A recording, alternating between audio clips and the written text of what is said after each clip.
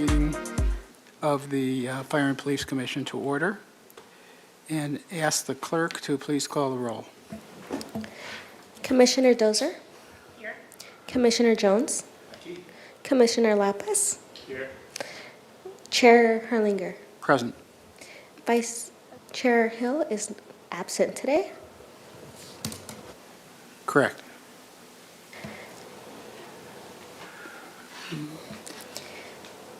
Are there any proposed changes to the agenda? Chair Herlinger, we do not have any changes to the agenda. Okay. Are there any members of the public wishing to speak before the commission? Chair Herlinger, we do not have any in-person or online public comments. Okay. Item 5, approval of meeting minutes from February 27, 2025. Okay, I need a motion to approve the minutes. Move for approval. Second. Okay, vote.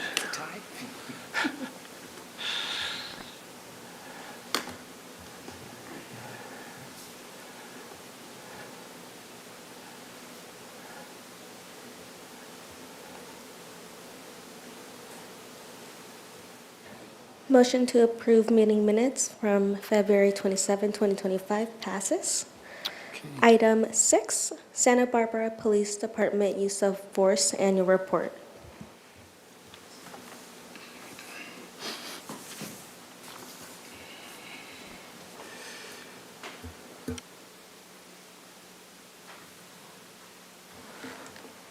Good afternoon, Commissioners and Chair. So today we're going to present the annual use of force review for the department, and by we, I mean Sergeant Mike Brown. So Sergeant Mike Brown oversees our professional standards unit, so he is the one that conducts a lot of our investigations that we do, but he also oversees our training officer, and so you'll see when we get to the end his vital role in it, but all of these also come across his desk. So Commander Casapis is enjoying a well-deserved vacation, so that is why he's not here with us today. He did not move positions, don't worry. It's just he is enjoying a little time off. So with that, we'll get started.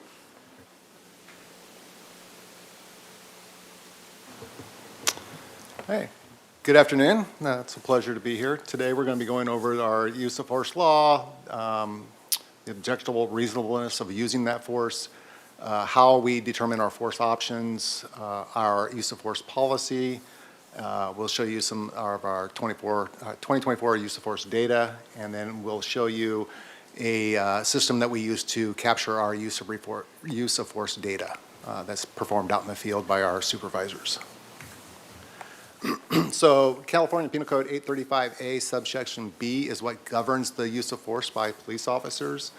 And it's basically saying that we can use of force to effect an arrest, to prevent an escape, or to overcome resistance. The use of force has to be objectively reasonable, and that means it must be based on facts, not what an officer's perception is, but it has to be facts. Officers use objectively reasonable force to effect an arrest again, prevent an escape, or to overcome resistance in self-defense or in defense of others while acting in a lawful performance of their duties, which means we have to be doing our job in a lawful way before we can use of force. Even when officers have the authority to use force, they must consider the least intrusive option. So just because we can do one thing doesn't mean that that's the highest level we should start at. Officers should attempt to generate voluntary compliance without resorting to use physical force. So what we're trying to do is de-escalate situations so we don't have to use force to take somebody into custody. And we do de-escalation by using our words, creating space and time, distance, things like that. So to evaluate an officer's use of force, we use a Supreme Court case law, Graham versus Connor. It's from 1989, and they became known as the Graham-Connor factors. And those factors are, did the suspect pose an immediate threat to the safety of the officers or others? The severity of the crime that the suspect has committed, whether the suspect was actively resisting, whether the suspect was attempting to evade arrest by flight, he's running away from us, and the amount of time the officer had to determine the amount of force. Force options. The objective for the use of force is to gain compliance, right? To get somebody in control and gain control of the situation. Officers are required to use the type of force which is objectively reasonable under the totality of the circumstances. Objectively reasonable.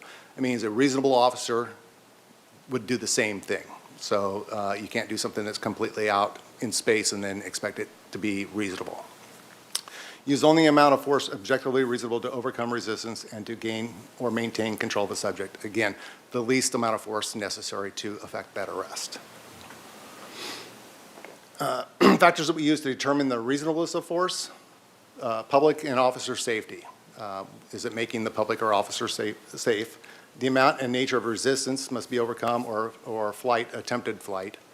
So if there's different levels, right? They can be passively resisting, actively resisting, aggressively resisting. That comes into play. Officer subjected factors including age, size, relative strength, skill, injuries sustained. So you have a very small statured officer going against a 6'5" guy. They're going to use a little bit more higher level of force because they're going to have to overcome that resistance. The serious in nature of the offense, compared to a robbery to a shoplift, they're two different levels of offense. The individual's apparent mental state or capacity. Somebody that is mentally impaired, we're going to try to treat them a little bit different, try to communicate a little bit more, try to de-escalate them for a little bit longer so we don't have to use that force. Proximity of weapons or dangerous devices. Of course, if they're near a weapon or dangerous device, we need to use that force now to prevent them from getting to that device. And then the ability of assistance. How far out are your cover officers? And here are the different levels of resistance I mentioned earlier. You have someone who's completely compliant and they're going with the program. They're just doing what you tell them to do. So we're going to use our professional, appearance, our command presence, and our voice to get them to comply with our lawful request of taking them into custody. Passive or non-compliant resistance. That means somebody who is not being physically resistive, but they're just not doing what you tell them to do. You'd say, hey, you're under arrest, walk to the back of your car, and they just sit there and stare at you. So that's kind of passive, non-compliant resistance. We're allowed to put our hands on them, use the minimal force to put them where we need to put them, and then put them in handcuffs. Active resistance. This is somebody that is actively trying to get away from us. Same example, car stop, they're under arrest for a warrant, and then you go to pull them, and they try to pull away, take a fighting stance. That resistance has raised. That's considered active resistance. And for that type of resistance, we can use more than just control holds. We can use our personal weapons, which are hands, feet, strikes, and takedowns on this type of person. The next level would be assaultive resistance, and that's where somebody's actually fighting you. They're throwing punches at you. They're trying to grapple with you. They have some type of MMA background. And now we can raise our level of force based on that to overcome that resistance. And we can start using now our chemical agents, pepper spray.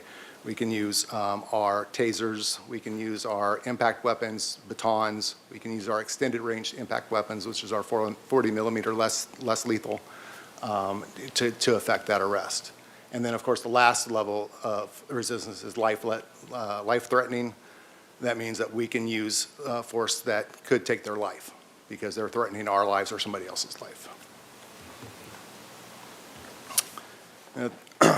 Section 300.1 of our policy governs our use of force, and it basically mirrors 835A of the Penal Code. And the purpose of the policy is to guide the officer's decisions regarding the use of force to ensure that such applications are used only to effect an arrest or lawful detentions to bring a situation under legitimate control and assist the department in achieving the highest priority, safeguarding the sanctity of life, dignity, and liberty of all persons. That's a really important part of our policy, is that protecting, safeguarding the sanctity of life, dignity, and liberty of all persons. We want to treat people with respect and make sure that we're maintaining their rights. We don't want to violate their rights. So we're going to follow our policy because that is a high priority for us. Duty to intercede. Our policy 300.2.1 basically says that if I see an officer using excessive force, I have a duty to intercede and stop that excessive force right then and right there, if at all possible. And then I also have a duty to report that after that. If I fail to do that, I'm going to suffer consequences for it. I'm breaking our policy, and there's actually law that says we're required to intercede as well. I mentioned about this earlier, de-escalation, 300.3.8 of our policy. De-escalation is, again, when we're trying to talk to people, we come up with strategies to kind of calm the situation down to prevent us from having to use force in a situation. Things that the officers can do is they will consider actions that may increase officer safety and may decrease the need of force. Again, taking time, using time on our side, creating space with the person. Consider requesting additional resources. We can get 3 or 4 more officers there. Sometimes when they see 3 or 4 officers compared to 1, it calms the situation down. Coming up with alternative plans to respond before entering an unstable situation. So we know there's something going on. It sounds like it's really unstable. Let's come up with a plan before we get there and before we make contact. And then employing other tactics to increase safety and reduce risk. Again, that can be deploying our less lethal weapons. That is a de-escalation technique. If they're threatening us harm, that is one way that we can try to de-escalate the situation. Reducing use of force through procedural justice. And again, this is all about treating people with respect and dignity. So the 4 tenets are voice. We want to talk to them politely, respectfully. We also want to listen to what they're telling us. That's a big thing, is actually listening to somebody, because oftentimes people just want to be heard, right? They can be yelling and screaming, but they just want to be heard, and when you listen to them, they calm down. Neutrality, be fair. Just because that you might have probable cause to arrest them doesn't mean you have to treat them like they're less than a human, right? You want to be fair with them. Again, being respectful, treating them with dignity, and then show your trustworthiness. So we're basically going to treat them with respect. We're going to show them that we're trustworthy, and then that's going to help them increase their perception of us, to show that we're kind of legitimate in their eyes. They start having increased responsibility, feeling the responsibility to obey the law and obey our commands. And then that goes into, we get voluntary compliance, voluntary cooperation, and a greater satisfaction in decision making. And again, it all starts with treating them with respect. So we have several different use of force categories that we track our use of force in. It starts off at the lowest, which is control holds or grappling. So if somebody, you're telling them to move back to the back of your car and they're not going with the program, we can grab a hold of their arm, maybe put them in a wrist lock if we have to, put them where we need them to be to put them in handcuffs. We have extended range impact weapons. Again, that would be our 40 millimeter less lethal. We have our firearm, of course. We have our impact weapon, which is a baton. We have the use of a canine. Leg restraint is where they're kicking and they want to kick a window or kick an officer or somebody else. We can wrap a little wrap around their ankles to prevent them from kicking. We have our OC spray, our pepper spray.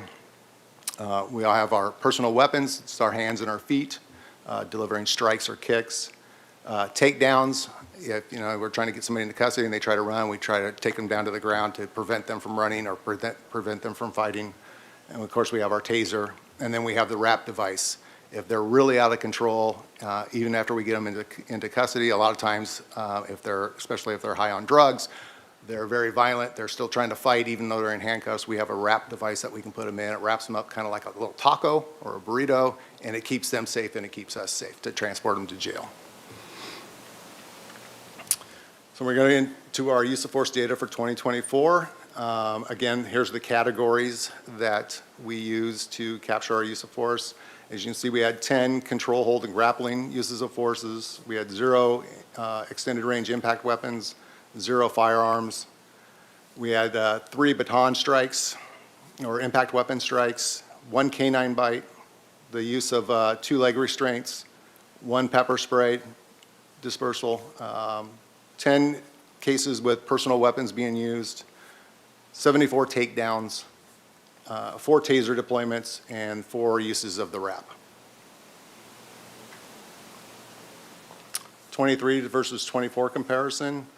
You can see it's pretty similar, and in fact, it works out pretty well. If you look at the bottom calls for service, you can see that there's 47,292 in 2023. That went up to 53,715 in 2024. So, of course, along with that comes up our use of force. Control hold and grappling went up by 3 to a total of 10 for 2024. The impact weapons, we had 0 in 2023. We had 3 in 2024. Canine bite, we went from 2 down to 1. Leg restraint, we used them twice this year, or twice in 2024. OC spray remained the same. Personal weapons went up by 1 case. Takedowns went up by 14 cases. Tasers went up by 2 cases. Wrap went down by 8 cases.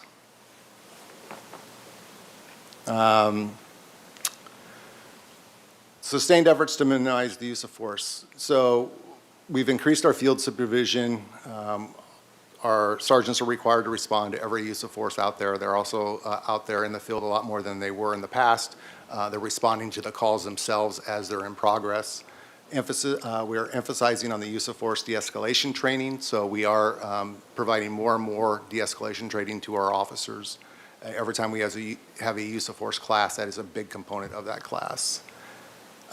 We've increased the overall amount of training that we're doing internally at our department. We've brought a lot of classes in-house, so we're having our own experts teach the class, so we're making sure the officers are getting what they need for our city.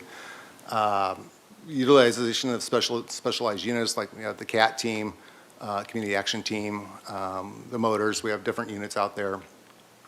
And established a culture of community caretaking. So we've really tried to start building that community trust. We're out there in the community a lot, doing a lot of other things other than just enforcement. So for this year, we had 109 incidents of use of force, and that's out of 53,715 calls for service. That means that 99.8% of our calls for service did not require use of force. In my opinion, that's really good. And we had 794 calls that we ended in peacefully with de-escalation. So the use of force injury details for 2024 is out of 109 incidents. We had 34 of those with no injury. We had 18 of those, and this is on the subject, the arrestee side, the subject side. So 34 went with no injuries, 18 had complaints of pain, 55 had minor injuries, and 2 serious injuries. Out of the officers, we had 70 of those cases had 0 injuries. We had 8 officers who had complaints of pain. We had 28 officers that had minor injuries, and then we had 1 serious injury. And we lost 2,048 hours due to those injuries of work time. So after the use of force, the primary and back officers are responsible for providing first aid, making sure that the person is okay. They are also required to call dispatch, notify dispatch over the radio that they need a supervisor and CSI to respond to the field. And if medical is needed, they request an ambulance as well. Their other job is to protect and secure the scene.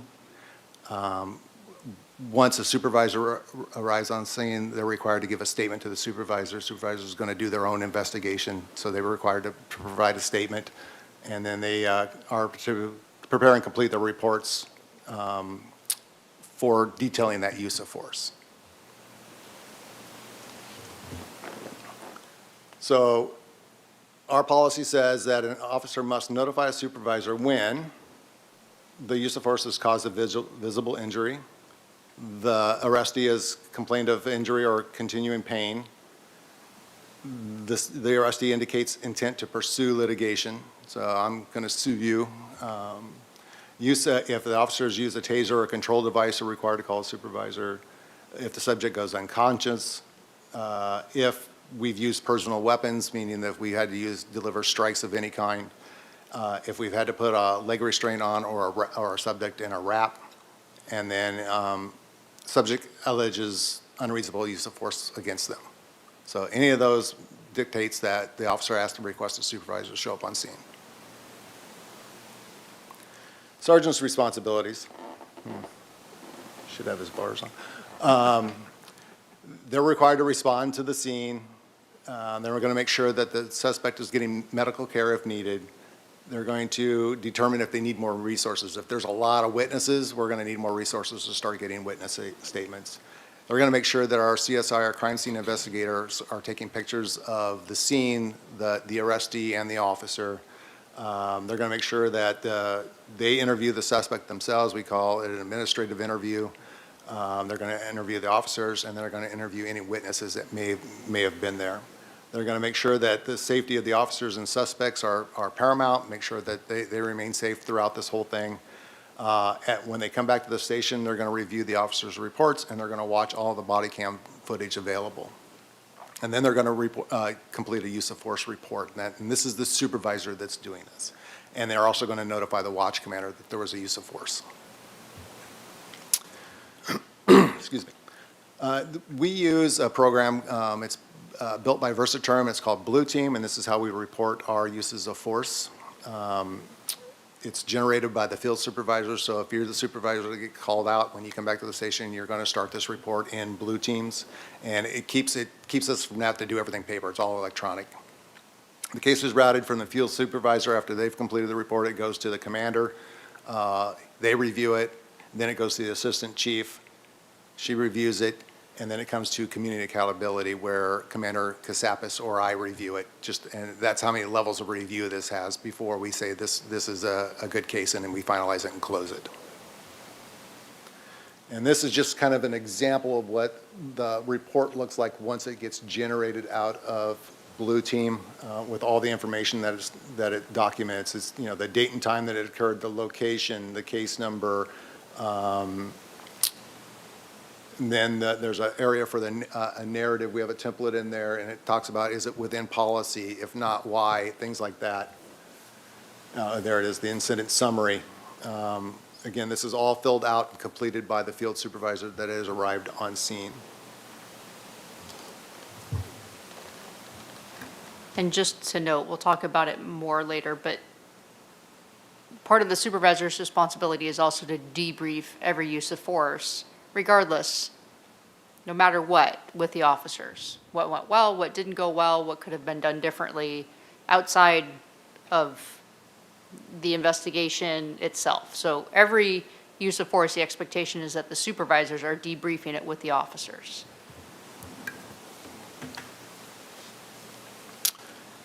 Again, this is just more of the data that gets captured in the report. This is the use of force details page. It talks about the citizens that were involved, the level of resistance that they've used, the level of force that we've used, the lighting conditions, whether there's any chemical agents on board the arrestee. We list the arrestee's size and approximate weight. And again, more information that we capture on the involved citizen. And this page is really nice for us. It describes exactly where the officer had to use force. So on the body diagram, you can see there's little circles. It's really hard to see here, but there's little circles on that body diagram explaining where force was used. And then in the one on the right, the chart on the right, where it has the square on the bottom, it says missed. That's if a taser was deployed and the taser missed the person. We can mark it there as well. And this is also where we talk about our de-escalation. So the sergeant has to discuss what de-escalation was used during this incident. And on this one, it says the officers used verbal de-escalation techniques. They created space, time, and distance, and then they had additional officers arrive on scene. Again, this is just more information that we collect. This is the injuries sustained by employees. If they were injured, this would all go into this one. The sergeants also say whether their body camera was activated. By policy, every contact we make, we have to activate our body cam, so they're ensuring that that happened. And then this is also where, once it goes through the whole process, whether we decide whether the use of force was within policy or not. Again, just more snapshot information. Was it the officer on duty or off duty? Were they in uniform? Again, here's the de-escalations that were used in this case: additional officers, verbal, space of time and distance. And then if there were medical treatments, we would say did they get treated at the scene by the medics, or did they have to go to the hospital for a clearance, things like that. And there's a more blown up diagram of our person. That was for the officer. If they sustained any injuries, we would mark there as well. We collect any witness information, whether it's a citizen or an officer witness. We put their information in here. And then this is kind of the routing history of where a case goes. So it started with a sergeant, then go into a lieutenant, then it went back to the sergeant. They must have requested a change. Then went back to the lieutenant, and then the lieutenant sent it to the commander. The commander says it was within policy. It went to the assistant chief. The assistant chief then sent it over to community accountability. So the chief mentioned earlier that we had a training officer, Officer Jay Duffy.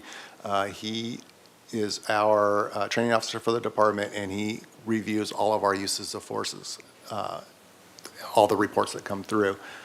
And he works for Commander Casapis in community accountability, and he makes, based on the reviews, he makes recommendations whether we're going to need to do additional training or change our training.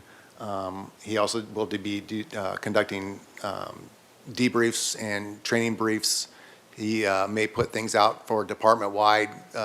We call them quick briefs based on a use of force, or if he sees it happen multiple times, something going on multiple times that he thinks could be changed, he'll put out what we call quick briefs, and then all the officers and supervisors get briefed on that information, so we all have the same information. And again, he creates training based on what's happening and to address any trends and to improve our performance. And just another note on Officer Duffy, he is also one of our use of force experts. So it's not just being reviewed from a standpoint of policy, it's being reviewed from a point of training. And just in this year, because this is a new thing we've been doing, we've already made changes to our training based on things that we realized we were training that could be done differently to have a better outcome. Less injury to suspect, or less injury to officer, or just different techniques to deal with what we're actually seeing in terms of use of force. Like there's a common, a lot of times individuals don't want to give us their hands. They want to lay on their hands. They try to tuck them in their waistband. We made a change to our training to use something other than just distraction strikes, and to use different techniques to get their arms out, and that have been very effective, using pain compliance versus a different type of force of a strike or something like that. So those type of reviews and those things to address what we're seeing and trends that we're seeing have been very, very helpful. We've had a lot of positive comments from our officers, and the debrief is also very helpful, because part of it is creating the environment where we feel like we can talk about what we're doing without it going to be punishment. We want them to feel like, oh, maybe I should have done this differently, or I could do this differently, like in reviewing it, because you're making decisions in the heat of the moment. And so when you have the chance to come back when you're not in that stress, it's those helpful learning points and things that, like I said, we can always do differently. It may have been, well within policy or those things, but maybe there were things that we could adjust. So looking for those opportunities for learning, and not just about punishment, and not just saying, well, it's a good use of force, so move on. But actually taking those as opportunities. And as Sergeant Brown said, I think to highlight the fantastic work that's being done, a majority of our uses of force were takedowns.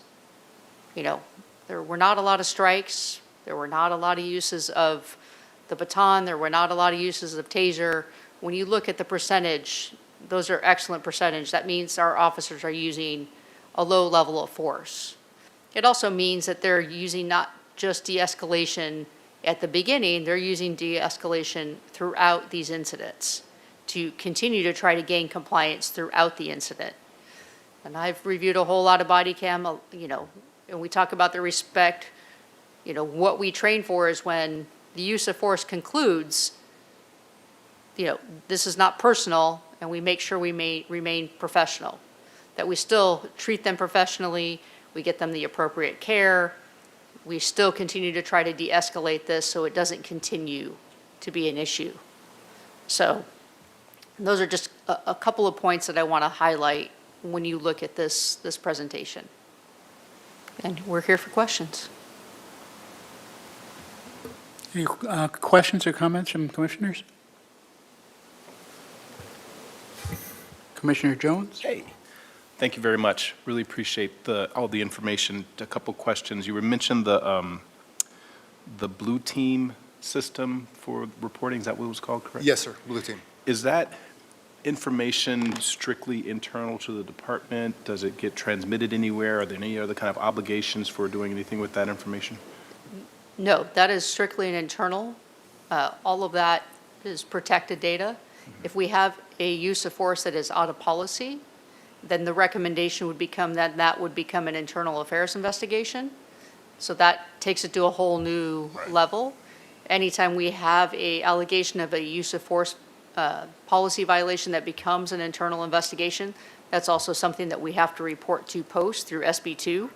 So any of those actually get another set of eyes besides internal.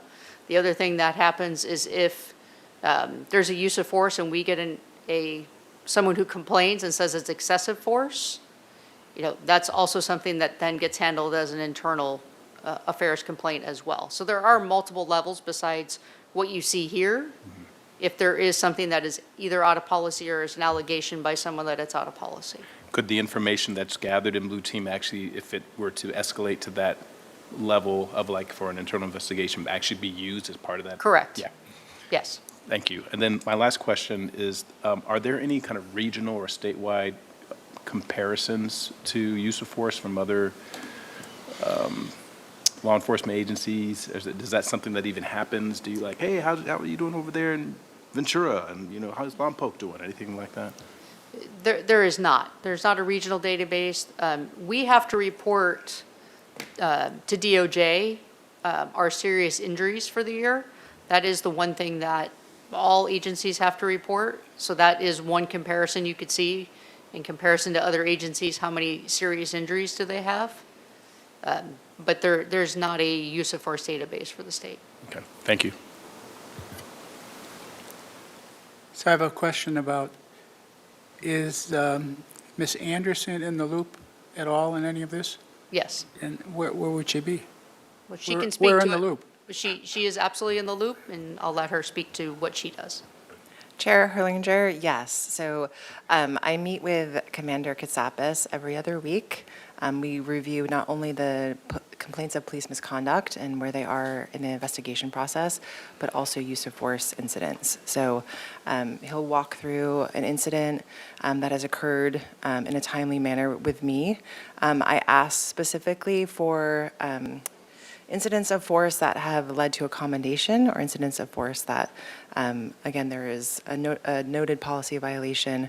Or I will say, because those situations happen less frequently in our department, as you've seen from the data, sitting down with the training officer, Duffy, and the correlation with community accountability now that's happening that the chief implemented, I will say is transformational. It really is, not only to hear their different perspectives, how they're reviewing use of force incidents, but what they're pulling even from my experience and limited training, what I'm seeing, the questions I ask, Hassan Aiden from the Aiden Group is also training me and reviewing use of force incidents, that the way that they can look at it and say, all of this is within policy, our officers did a tremendous job, but I see here and here where we could do better, right? So, I mean, they're really going to a level of detail that has been quite amazing to see, considering how few incidents that we have in the department, that there is still now a new additional continuous improvement loop that we haven't had before, all under the chief's leadership. So one of the terms that you use in your report is community accountability, but it's like internal. So is that an appropriate use of the term community I accountability? actually think it is a 100% appropriate use of the term. That's why we're here. We're sharing all of the data that our community accountability unit puts together. And all of that data is monitored by Ms. Anderson outside of the department. So That's absolutely. what your definition of community accountability Is is. accountability to the community, Yes. exactly. I can Yeah. tell you that not all departments provide this data to anyone or have anyone from the outside look at their data or their incidents or present to an outside commission, which, yes, you're still part of the city Right. with all the data. So absolutely, because ultimately, we are accountable to our community. And if our uses of force, if you're suddenly seeing where we've had, a huge uptick from last year to this year in terms of the number of serious injuries to suspects, or, Ms. Anderson is reviewing them and is now seeing where we have a significant number that are policy violations. Yeah. Okay, so that was really my question about getting the information to, somebody at the city. So I'm comfortable with it. Yeah, Chair Herlinger, yeah, we have the standing meeting. Okay. Yeah, Commander Kasapis and myself. Commissioner? Pause. Yes. Just a curious question regarding training. All the detective movies I've seen, or police movies I've seen, when they're practice shooting, there's a piece of paper that kind of goes back and then there's a target. Everybody's aiming for the head or the body.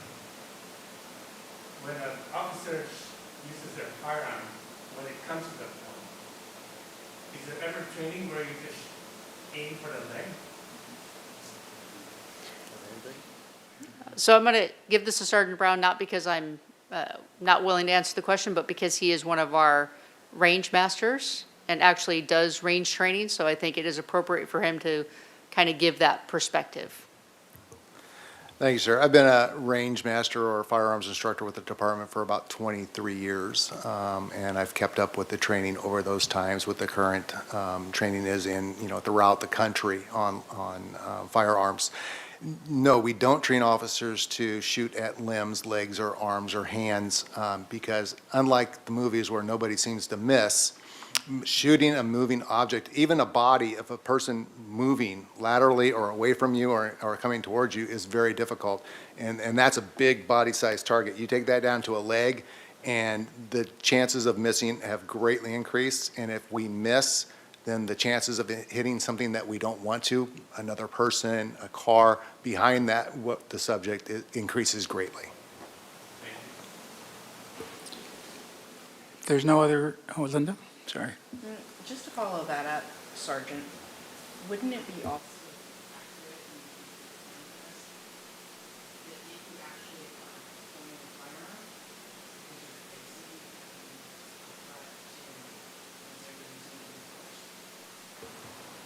Yes, ma'am. Okay, if there's no other questions, is there any public comment? Chair Herlinger, we do not have any in-person or online public comments. Okay. So could you move us to the next agenda item, please? Item 7, AB 4881, annual reporting requirement.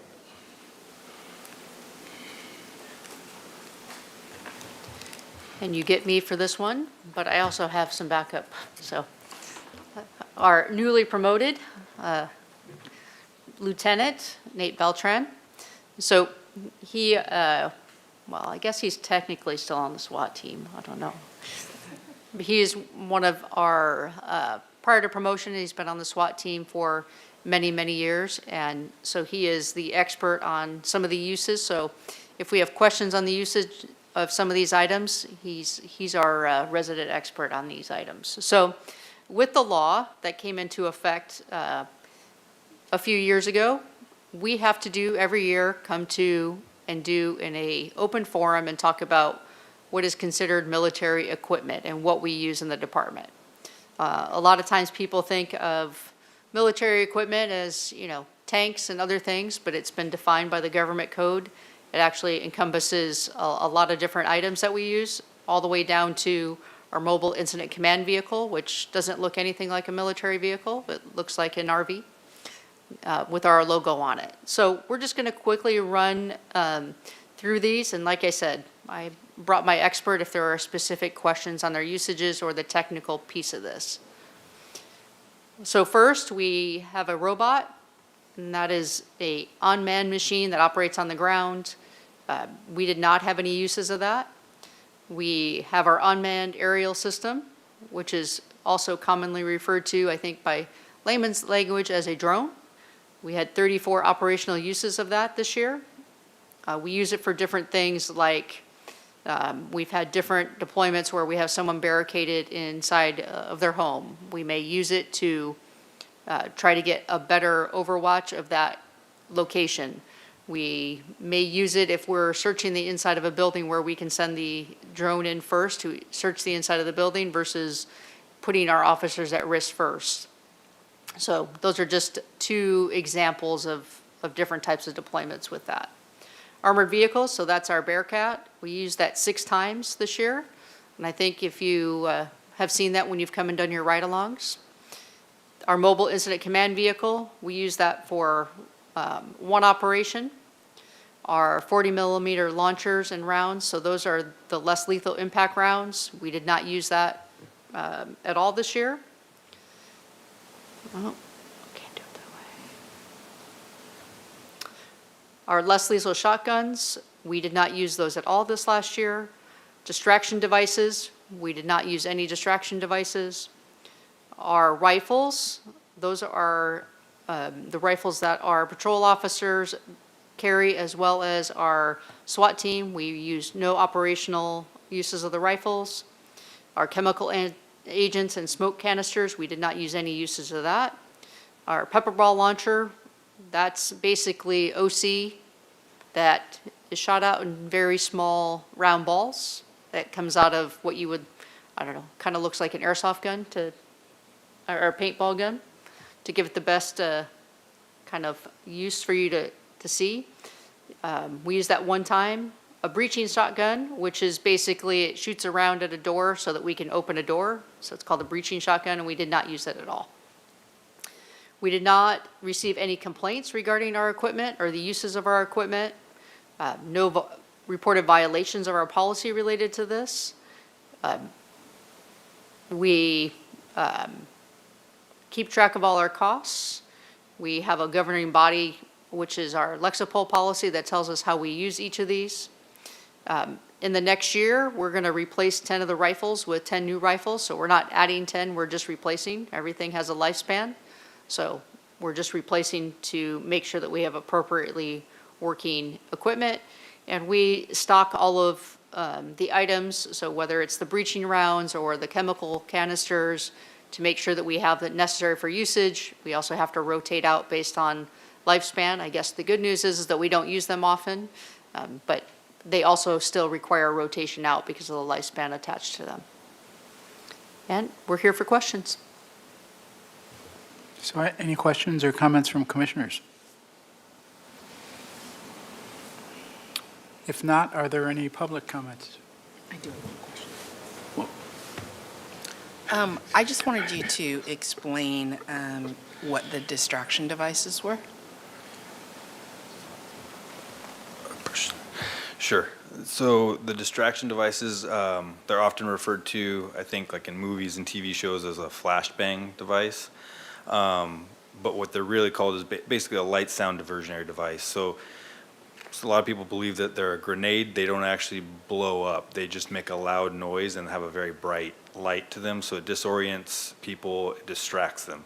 So a lot of times they would be used, for example, it would be during like a hostage situation where if officers wanted to distract the suspect to give them the time, space, and opportunity to get up there to rescue the hostage, that would provide them that time by deploying one of these light sound diversionary devices to create this very loud noise that kind of, it really makes your ears ring and it creates a really bright light. If you're not expecting it, it would really catch you off guard and disorient you for a few seconds. But there's no, other than the potential for fire damage, which we would take into consideration before we ever deployed one, there's really no harm done from it. The hearing comes back. It doesn't blind you or anything like that. Thank you for explaining. No problem. Now, I don't see any requests, not using the system here, but go ahead. Okay.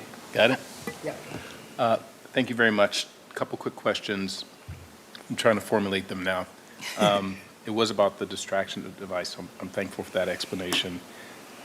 With the summary, given that there's so little examples of the use of these items, I have two questions. One, you'd reference the costs associated with it in this Lexipol policy. Is that accessible? Is that something that we could have, we could view? Well, the cost is what it costs us to purchase,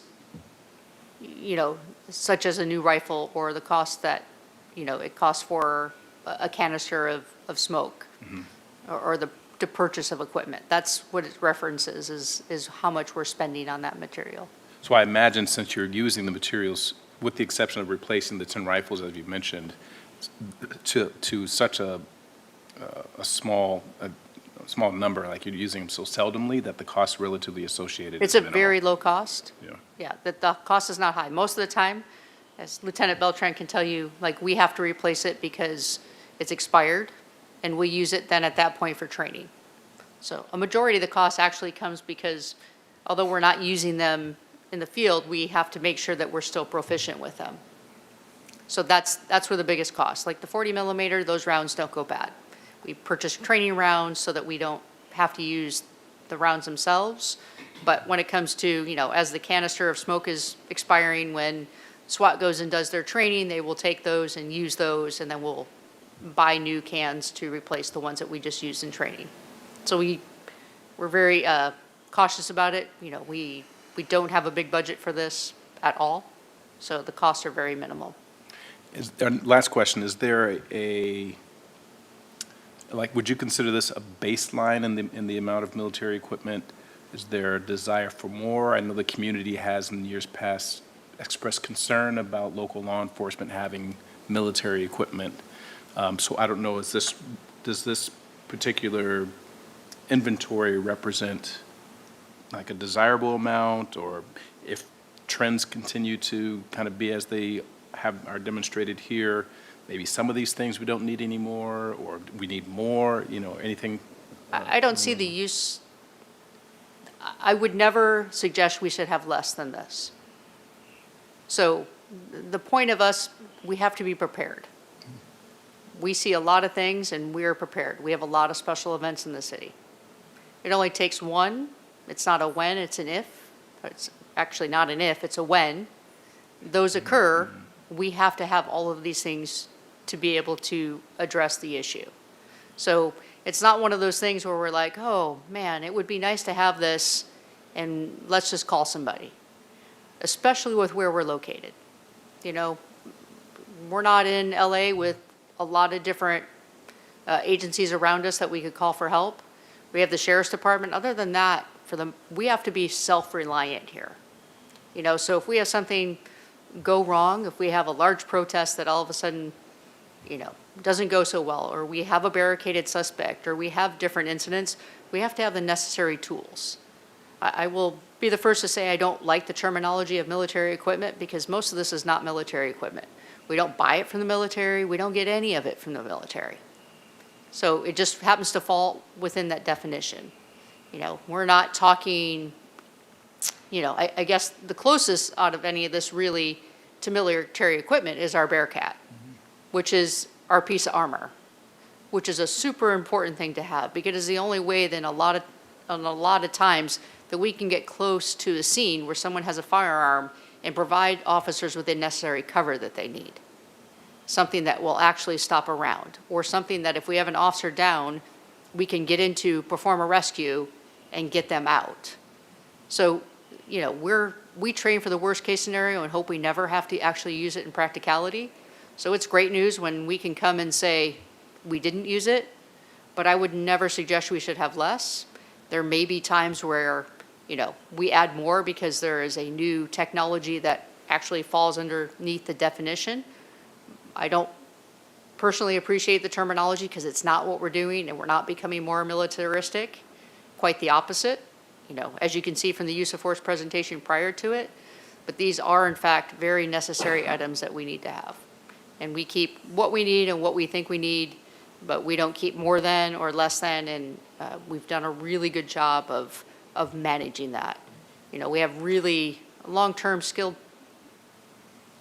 experts that are making the decisions on what we need and how we need it, and being very mindful about that and how we use it. And there are so many regulations that actually govern how we actually use them and in what cases, and you know, we have to be very mindful of liability and all the other things. So for all of these different tools, all of those that use it have to go to special schools in order to use them.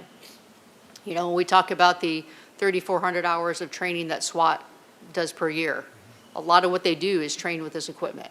Besides, you know, doing the movements of a building entry or shooting a firearm, a lot of what they do is training with the breaching and different things to make sure that we can perform for the community when we need to. Thank you. Commissioner, just a quick question. Considering we're a shore community, do we have any access to like vessels or speedboats? But if we have to engage some crime happening on the shore or in the water? Yes, we have Harbor Patrol who has the appropriate boats, I see. who we train with, and who our SWAT team actually trains using the boats at least once a year. So yes, we have the capability and train for those incidents. Thank you. Okay, now we move to public comment, if there is any.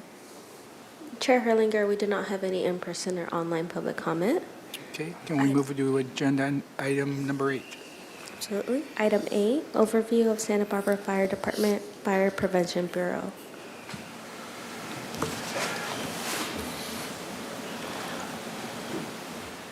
Commissioners, just a reminder to turn on your microphone as you ask questions and speak. I'm getting a note from City TV.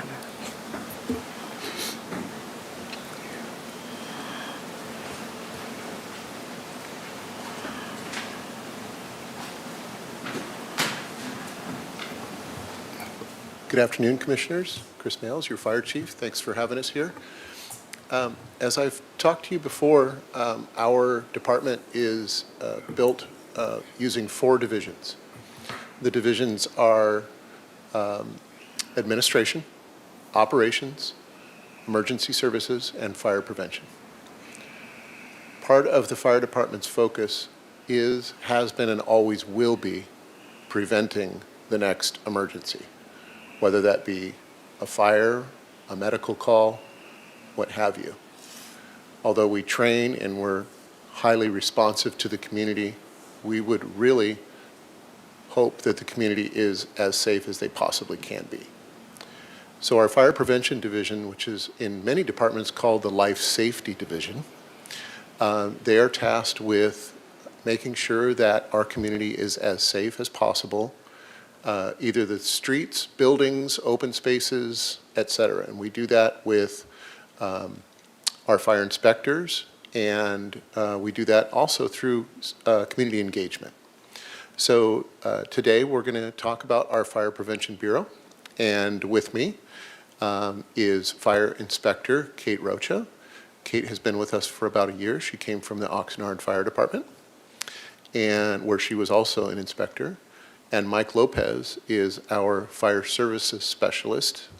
He works on the wildland side. So we're going to talk to Kate, who works in the city, works on buildings, roads, and then we're also going to hear from Mike, who concentrates on vegetation management, working in open spaces and lessening the risk to the community, which is has had a lot of time in the on the airwaves lately.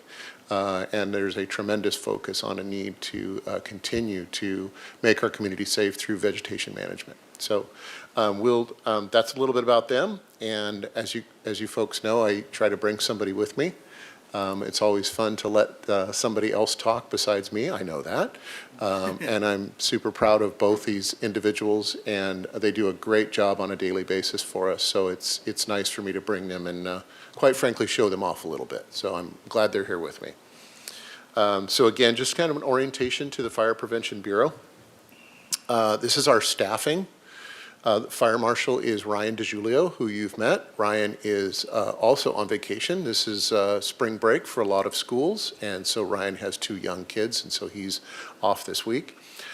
You'll see a break after the first 5 positions, and the reason why I did it like that is that although Ryan oversees the entire Bureau, really the first 4 people on the list really work with structures, buildings, fire codes, new construction, remodels, enforcement of fire codes, building codes, handling complex investigations and inspections, which Kate will talk about.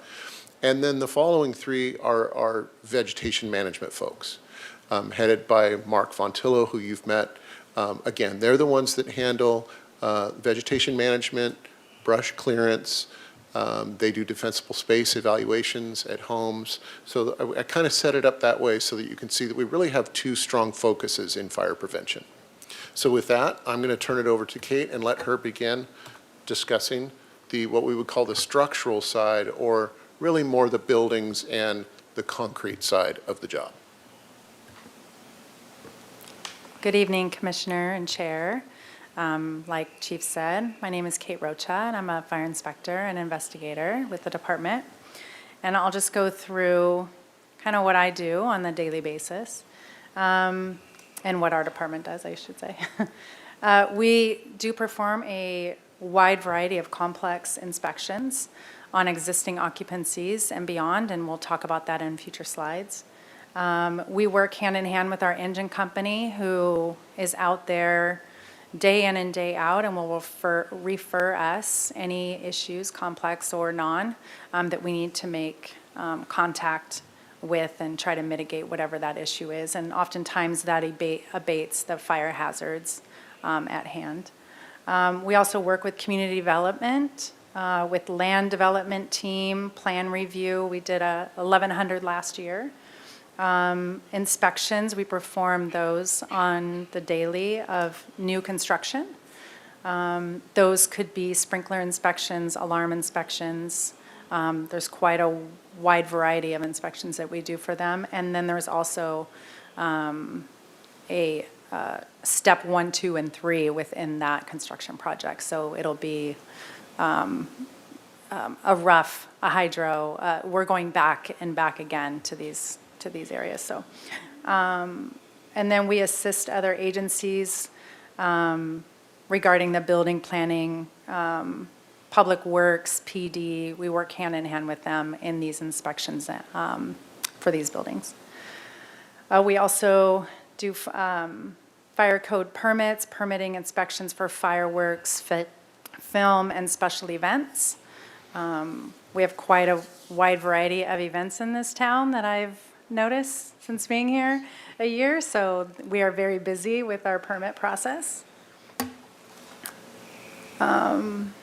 If I'm going to talk about our role and what's important with our building inspections in particular, we're looking at hydrants to supply our engine companies with the much needed water when they're going out on these hazardous events.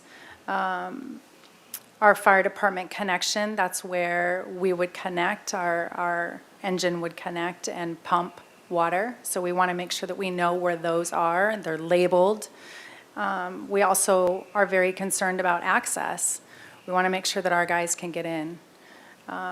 Exiting, people that are there can get out.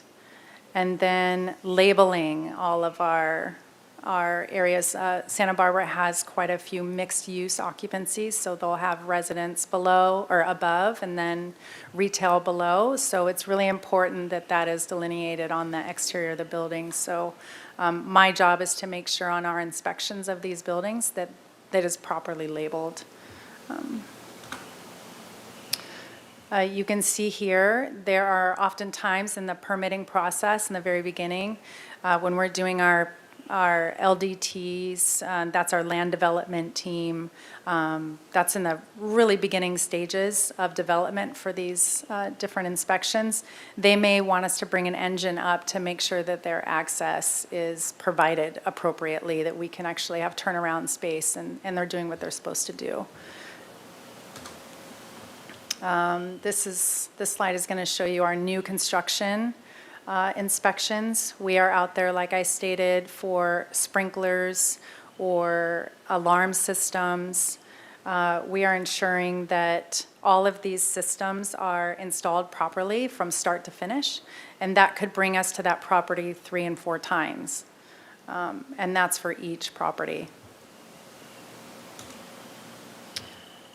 We also work with our community regarding complaints, and we go out and we will inspect those. On the very top, you'll see that it's quite possibly a hoarding situation, very dangerous for our engine companies when they go to respond. The amount of combustibles in this slide are very concerning. So we want to work hand in hand with the homeowner or the business owner and make sure that they're mitigating those issues properly. And we do hold their hand quite a bit through that process. Then in another slides, you'll see that there's storage issues, possibly chemicals. We're not going to be able to get an engine through a street that's blocked by cars, so we want to make sure that we're helping our residents understand that.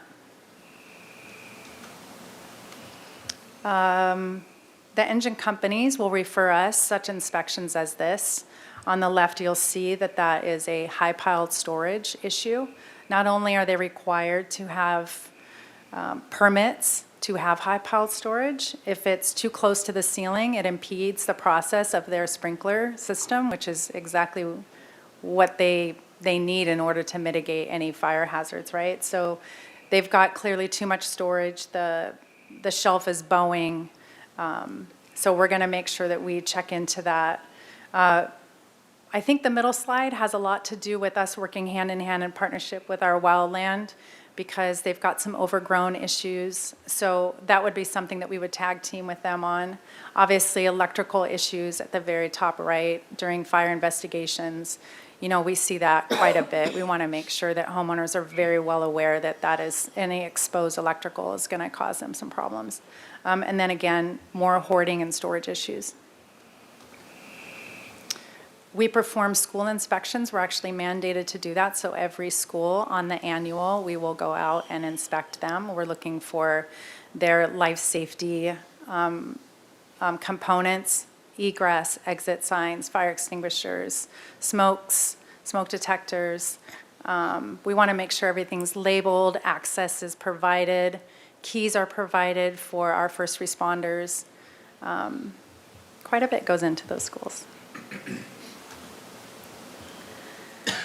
So our areas of responsibility are assembly, occupancies, nightlife enforcement, nightclubs, theaters, dance permits.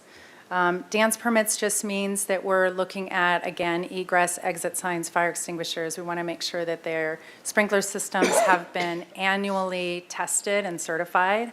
Same with their alarm systems. So before they're allowed to get a dance permit, which is basically giving them use of their property for occupancy, their occupancy to have a lot more people than they typically would if they just had chairs and tables, right? So it's upping their occupancy for those areas.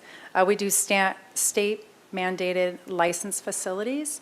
Those are our childcare, whether it's family childcare in the home or within a facility, we're doing those.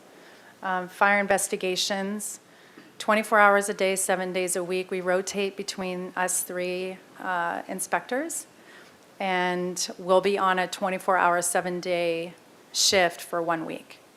And that's how we rotate with that. We worry about our large dollar loss, injuries due to fire, suspicious circumstances, overcrowding, evacuations, serious violations, and safety hazards. Again, we're really just trying to educate the public when we see something and we go out on these fires. We really just want to help mitigate the future fire hazard. Assembly occupancies inspection, nightlife enforcement. So this is basically showing you during fiesta season, for the most part, how the occupancy can definitely get over capacity. And we work with our partners in PD to make sure that, you know, if they see something like that, they're referring it to us. We're going out. They are required to count their head count when they do come in. So we are on top of this, and we do also permit these what do you want to say? The businesses to operate during this time with their occupancy levels. So. We also perform firework enforcement. We work with PD. We do cross-training. So during the 4th of July, we will go out with PD in their vehicles, and we will try to, if we see it, we try to stop it. We will confiscate. And then we go into the high-use neighborhoods, and most likely this is going to continue. Our fireworks is a really big deal. We are really we're trying to do our best to help with that situation. This is showing you our fireworks show. So for the 4th of July and for, what's the other one called? I wrote it down. The other fireworks show. Oh, the harbor does it. Yeah. Yeah, The so. boat parade. Oh, yes, the boat parade, so. This is just showing you what the mortars will look like. So we will go out there on a pre-inspection. We're talking with the driver who brought these to our community, making sure that they were safely brought. And then on the day of the event, we are checking that everyone is back a certain amount of space. We're working with Harbor Patrol. Everyone is in sync with these events to make sure that we really try to eliminate any issues. So when the event does happen, if there is a mortar that doesn't go off, we will clear the area with Harbor Patrol, and then we will have them expel those units that didn't go, so that way this driver leaves with nothing, so that everything is done. And then fire scene investigations. We examine everything within a scene that may give us a clue. So what I think we like to say is that fire investigation is probably 25%, and then the post-fire investigation, where we're writing the reports, we're doing all of our interviews, our warrants, that takes some time. So our fire investigations can eat up a lot of energy. And then we work with we have an arson task force where we work with our neighboring partners, which is different. You're going to have to say this one because I mess this up every time. So it's the district attorney's office that coordinates the arson task force, and it's all law enforcement agencies and all fire agencies in the county. And they work together. We do a lot of cross-training together. And then what also occurs is when we have a very complex incident that is looking to be an arson, we will bring in other investigators. In fact, we'll bring them in even if we don't think it's an arson. If it's a very complex fire investigation, we have such great collaborative relationships with all of our agencies that we'll bring in another agency for another set of eyes. It may be our jurisdiction or what we call our dirt, But we'll bring an investigator in to help us with that. And then if we're really looking at it becoming an arson, we'll get the district attorney's office involved very early on. And in fact, there is an assistant district attorney that really specializes in arson. And so we will get that district attorney involved very early to help us with any complex investigations. Yeah, and then to add on to that is if we have a complex investigation in our dirt, then we are sharing that with them. And so we're really sharing back and forth to make sure we understand kind of what they did in their policies and procedures and how they were able to help that situation. And it helps us learn as well, so. And then if you have any questions. Commissioner Dozier? Thank you, first of all. But Inspector Rocha, one of your slides, you actually showed us a picture of what looked like a property owner that was possibly a hoarder or had lots of stuff there. And your comment was that you work extensively with them and try and reduce that for safety and probably safety for not only the community but firefighters. I'm curious if that property owner is less than compliant, are there penal code violations for this kind of thing, or what do you do next? Yeah, that's tough, and we work with the homeowner to obviously try to help them understand that if there was an emergency, we really just need to clear space to get to them. A lot of these issues are mental instability, so we're really just trying to help them do the bare minimum so that we can get to them. But yes, there could be escalating circumstances where we would have to get other people involved and the district attorney involved to help with the situation, and it could be a removal from the home. I mean, it could go down a much darker path. We just hope it doesn't. Would a natural progression be, I guess I should have inserted, maybe from the fire department trying to assist this person, maybe more like code violations? There are and code then violations, if you had to keep going, then you'd go more towards that Yes. district yes. attorney and law enforcement angle?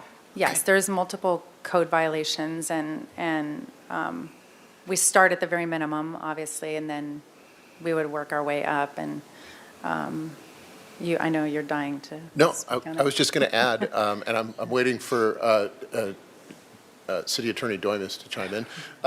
So it always begins with education. Sure. And we will, just like the police talked about, we start at the bare minimum and we work up. Much of this can be handled at the fire department level. Sometimes it is just education. But as Kate said, it will often involve building and safety. And then we will bring the city attorney in. And we actually have a specialist within the city attorney's office that will help us to navigate this, because it can be a very long and complex, drawn-out process to really, at the extreme, bring a person or a homeowner into a conservatorship or something like that. We would hope to not have to get there, and it's very rare that we do, but it can be a very complex situation, because this is people's personal items, and they see them as valuable and vital to their existence. We see that as a massive hazard to not only life, but to them, but to us. And when you look at fire load inside a building, this may look like a house from outside, but you go in and the fire load is massive, which means the fire will be massive. And so, but it can be a very long, sometimes months and years long process to gain compliance. This is the million-dollar question. Is this very common, something you see in the city of Santa Barbara? I would like to say no, but I think it's pretty common. I haven't had many cases. Someone else in our prevention department has been handling it, so I haven't had many of them myself, which is why I appreciate the chief chiming in on them, because I'm still learning that process. However, I have been partnered with SAC on some of these occasions, and I have seen that it is an ongoing issue with many residents. So It is, for me, it's more about education and making sure that they're safe and they understand that. As far as the stuff goes, that's the $1 million problem. And I would add, Chair Hollinger, Commissioner Dozier, like, to get to the scale that Chief Mail said, probably we may have seen a handful in over a decade. And when we're talking about a handful at that level, a lot of it is done or abated through the work of the fire department and working and talking and educating. It's when you have really difficult, large-scale hoarding issues and when the owner does not want to comply, where then you have to take the steps of getting an inspection warrant to go on the property. And when you go on there, it's not just the fire department, it's building and safety. It involves the police department to secure the property for the safety of everyone. It also involves county mental health to get them involved, to work with a person. And like I said, the city goes through extreme processes to get compliance, because some of them can be significant health and safety issues to them, to first responders, to neighbors. If a fire broke out, it could escalate really quickly, just due to all the flammable material. So it's a long process, because we're also respectful of a person's property rights, and we know the difficulty. I mean, the worst case scenario is if there's just no compliance, then what happens is you get what's called a receivership. And a receivership is where we ask the court to appoint a court receiver to basically take control of the property. And they are the ones bringing in, a team to clear the property, clean it, abate it. And then the sad part is to pay the receivership, the owner either has to pay all those costs to reclaim their property, or the house could be foreclosed on, and it's a priority lien for those costs. That's, like I said, a very rare occurrence to get to that final step, but those are the steps for it. And Chair Dozier, we actually have a crash team. It's called Community Resources Against Substandard Housing that the City Attorney's Office leads, with code enforcement from Building and Safety, Environmental Services, our fire inspector team, City Administrator's Office. We meet monthly, and we probably work 10 to 12 cases through that team at any given time. And like Assistant City Attorney Doimus was saying, most of those do not reach the highest level, but we're constantly working together as a cross-departmental team on helping these residents be able to comply. Well, thank you. It sounds like a really thoughtful collaboration of city entities and, in an attempt to educate that person and hopefully for the best outcome. So thanks. Thank you, Commissioner Dozier. Commissioner LaPaz? Just a quick question. As the city is converting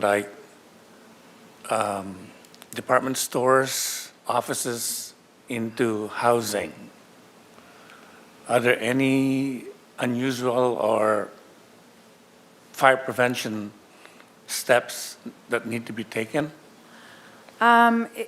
It's a higher hazard, so oftentimes that will trigger sprinklers. So that's probably the most not effective, but it's the most costly for these owners that are trying to change up use. But it's a case-by-case scenario. But yes, there's many fire code issues and things based on the occupancy that we'll go through a plan check and plan review. And then once we get that, we review it and kind of mitigate it that way before it actually goes into a building phase. So like egress and... All of that is looked at based on the occupancy, correct? Yes. Thank you. Okay, this is one agenda item, so would you want to continue? Thank you. So this is Mike Lopez, and now we're going to go to the wildland side, and then we'll take additional questions with him. Good evening, Chair and Commissioners. My name is Mike Lopez, and I work in the Wildland Division of our Prevention Bureau, which is a really, really hot topic with the city right now, Southern California as a whole. So I'm going to cover a couple topics. One of our golden documents that we have in the Wildland Division is our Community Wildfire Protection Plan. Kind of look at that as our go-to document to mitigate risk within the open spaces in the wildland within the city limits. We do also have a special district in our foothills, our high fire hazard foothills area. It's the Wildland Fire Suppression Assessment District, which I'll talk about. And then a great tool that we've been using in the wildland where we get a be on a personal level with our citizens in the high fires, our defensible space evaluations, where we look at risk mitigation around someone's personal parcel and around the home, and we look at stuff that we could reduce risk, whether it be landscaping or home hardening. Something that I'm very proud of that we've done as a fire department is we've established 2 grants, our Coastal Conservancy grant and our CAL FIRE grant, where we've been able to establish a vegetation management crew, which I'm very proud of. You've probably seen them out in the open spaces here, where we have collaborated with our Parks and Rec department, mitigating risk in our open spaces and our parks around the city. And all this can't be done unless we have education, where the Wildland Division has gotten very exposed as far as working on a personal level and as a city level, and educating on wildfire risk. Here's some examples of what we've done in the city. A great resource that the city uses that we see quite often is our Firescape Garden, which is located across the street from Fire Station 7, 2411 Stanwood Drive. It's an example of what people can do to replace their existing landscape. Nothing beats having a picture in front of you to see what you can do to mitigate risk around your home. Our big guide that we have is our Ready, Set, Go, which is a personal action plan that a homeowner could take to prepare now, to be prepared when we do have a wildfire event.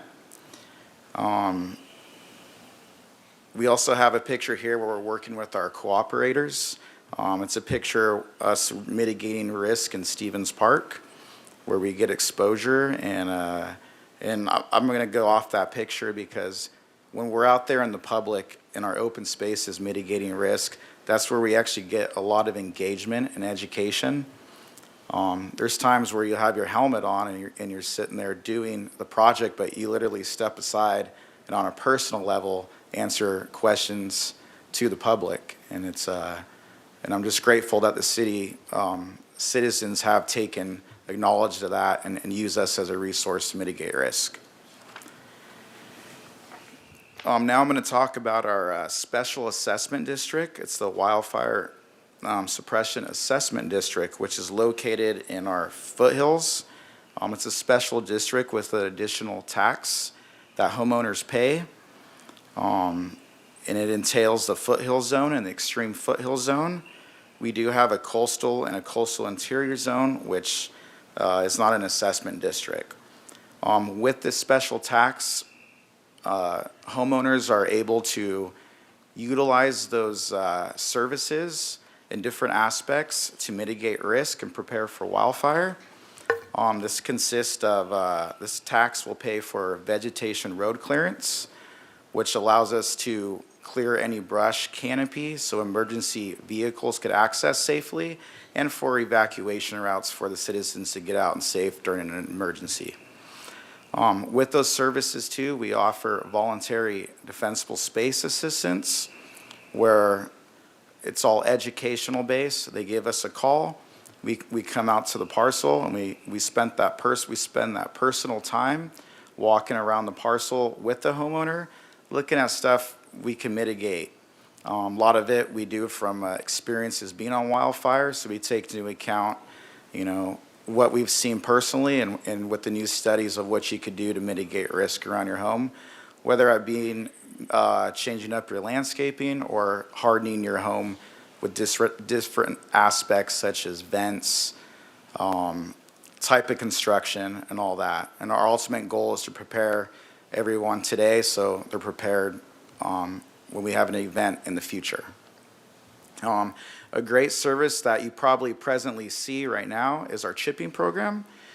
If you drive the foothills right now, you'll see that a lot of homeowners that pay into this tax are initiating those services.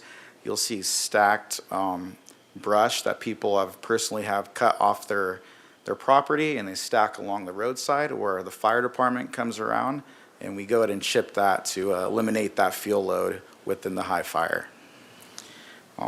Another great tool that we have in the Wildland Division is our Community Fuels Treatment Network, which entails fire has no jurisdiction. We work great with our partners, which consists of the County Fire Department, Montecito Fire District, and Carpinteria-Summerlin Fire District. We're able to work together, as you can see in the past in 2017, the Thomas Fire. Fire has no boundaries. We work together to make sure our Central Coast is prepared for wildfire. We also have vegetation management units within the city, which have been designated as priority projects within our Community Wildfire Protection Plan.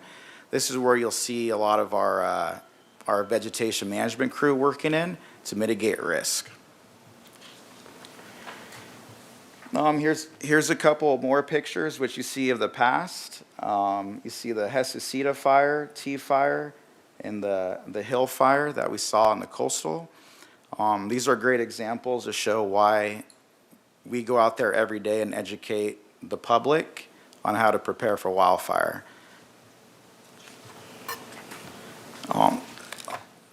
Post Palisades Fire, the Wildland Prevention Bureau has been really engaged.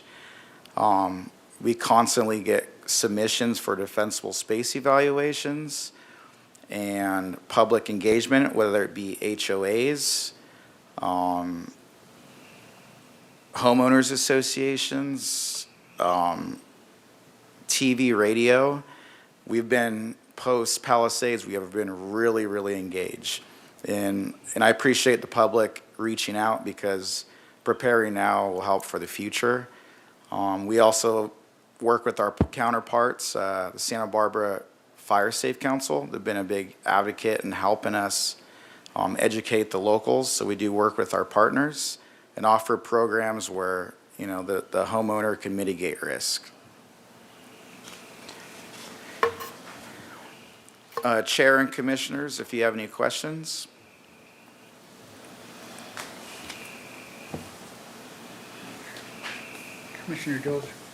Commissioner Dozier. Thank you. That was a great presentation, too.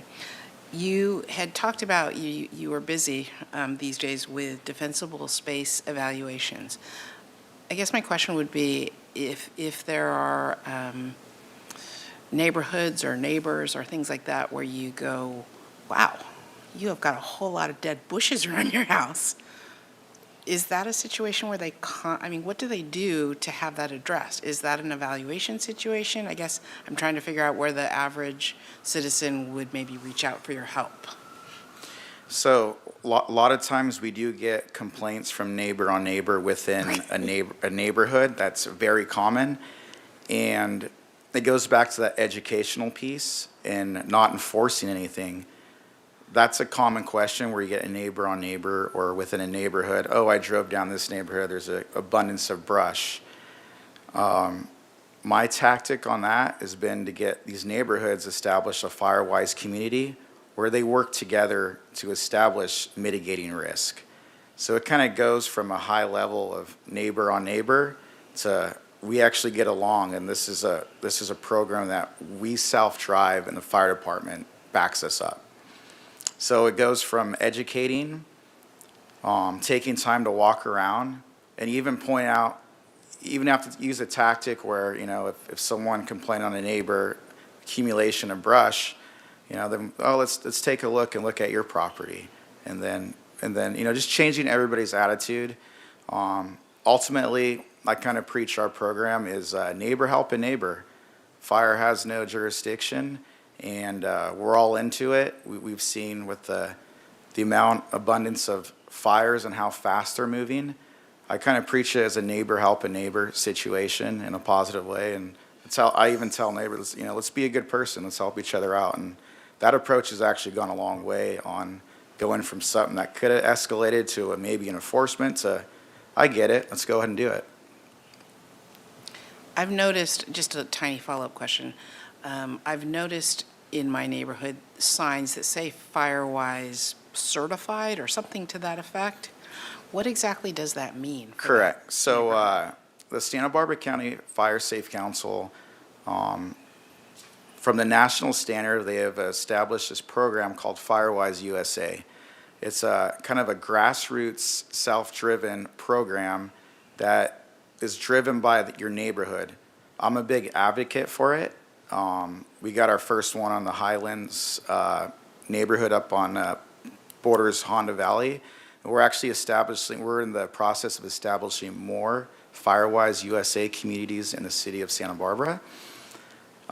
So how you get to it is we do a risk assessment around you basically you have to have 7 or 8 homes. You could have as many going forward with that, but we kind of like to work around the teens. And then you establish your own committee, and then it's a 3-year plan that's driven by you, the neighborhood, with support with the fire department and the Fire Safe Council. It's a great plan. The Fire Safe Council is a 501(c) nonprofit, so they're able to get funds from CAL FIRE or whatever they write their grants. If you're a designated Firewise USA community, you're able to kind of piggyback off the Fire Safe Council. You know, for instance, if they got a CAL FIRE grant on vents, we have a Firewise USA neighborhood, let's go ahead and, offer them the vents to help them out. It's actually a little commitment. There's not that much time that you need to document for that. And then why it's neat too is because it's self-driven. You guys are it brings the community together. And with a significant event like the Palisades, it's been really common for around here for neighbors, like, let's get together. Goes back to that neighbor helping neighbor scenario. Let's help each other out. Also with the Firewise USA program, insurance is a big issue. There's 10 insurance companies on that list if you are a Firewise USA. I know the insurance industry is a private entity, but they will give you a discount on your premium. So that's kind of the whole target right now is people are worried about the insurance. And Firewise USA could assist you in mitigating risks to make your parcel and even make the underwriter appreciate that you're an acceptable risk. What is the first step, just to simplify it, what is the first step for a neighborhood or a group of homes to do to get this started? Go ahead and call the Santa Barbara County Fire Safe Council. Okay. Reach out to them, and they have reps that go around strategically, and then they do call the fire department, and we assist on helping with the risk assessment. Perfect. Thank you. You're welcome. One thing I'd add really quickly is it's fairly new. Firewise communities are kind of a new thing. People are in the last couple of years. What it's really equated to is the Neighborhood Watch program that we've heard about for years. It's communities getting together with a common purpose, not to fight crime or to deter crime, but to deter the advancement of a wildfire through the community. So you access the Fire Safe Council. And one thing I forgot to tell you is that Mike actually sits on the board for the Fire Safe Council in Ventura County. So Ventura County's Fire Safe Council, which is just as active as ours. So you contact them, just like Mike said, and then it's basically the neighbors get together, they come up with a plan, and the fire department assists with lessening the risk in the community, lessening the risk adjacent. But also back to your first question about what if there's one person, what if there's one house? Mike talked about education. Enforcement is always the last option, but there are codes, laws that allow us to enforce. What we will do before enforcement, though, is to make recommendations to them, give them names of contractors to, let's bring this group out, let's have them do the work, that kind of thing. And then if it just continues to fail and fail, then we will move to the enforcement. That is extremely rare. Usually what happens is, let's just call it peer pressure. The neighbors put pressure on the one neighbor to, do work on their property, and eventually it does get done. Commissioner LaPaz? Yes, just very quickly, this is so good to hear about these programs. And I feel you should be on television once a month. Telling people, Thank you, and Commissioner. I can get John Palmentary to talk to you, but it's such a I mean, we're in a fire-prone, California. But I think we should, since it's new, as the chief mentioned, we should really publicize this, and I think it's one of the best things we can do. And, but the other part that I was actually surprised not to hear, if you go by what was the cause of fire, Palisades, Thomas Fire, all these things, electric utility. And what are we doing together with them? Because even in my neighborhood, they're supposed to be taking down branches of trees where the lines go through.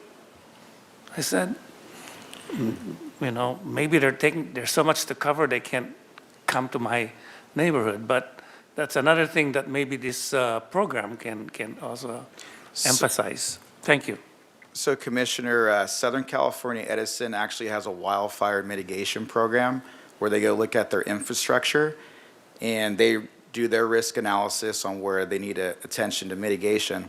As far as within the city, if you do see any not cable but electric wires that look like they're getting encroached, you can call Southern California Edison, and they've actually been pretty quick on mitigating that risk. So there is an outreach number to their wildfire mitigation program that they will send crews out to mitigate that. Thank you. You're welcome. So I have a question. If an individual homeowner wants to have an assessment, what number do they call? Well, how do they do that?